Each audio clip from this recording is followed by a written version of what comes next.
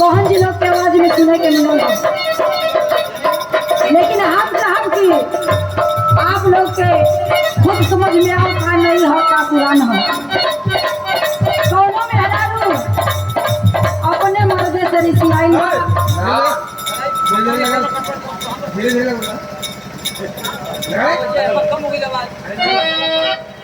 आओ गुरु जी। मेहरारू अपने मर्द से कही बात कहतिया का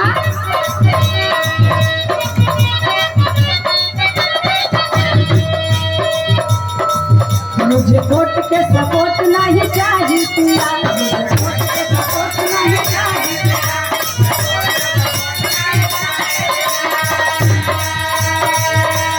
और ये देखिए आदरणीय सम्मानित हमारे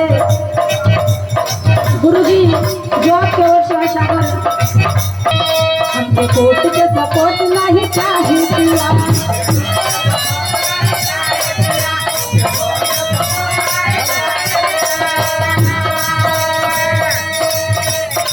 हमको एक बोरा नोट नहीं चाहिए पिया, एक बोरा नोट नहीं।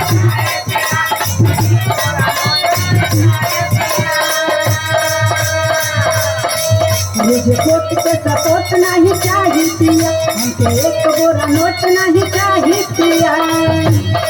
सब समझावत हो अरे इज्जत उतरा ताया करा के ढाकली,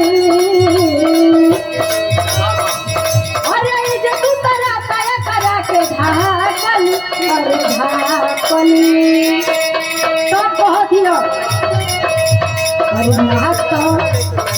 यहाँ तो तलाक दी,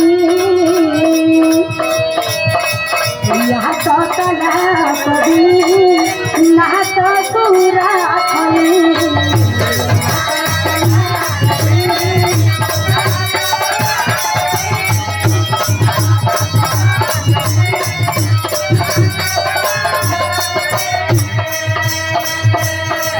मुझे कोर्ट के सपोर्ट नहीं चाहिए पिया, मुझे कोर्ट के सपोर्ट नहीं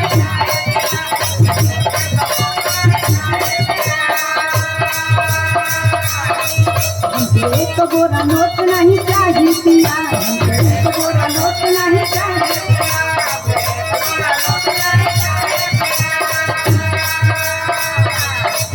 इज्जत उतरा तय करा के ढाकली,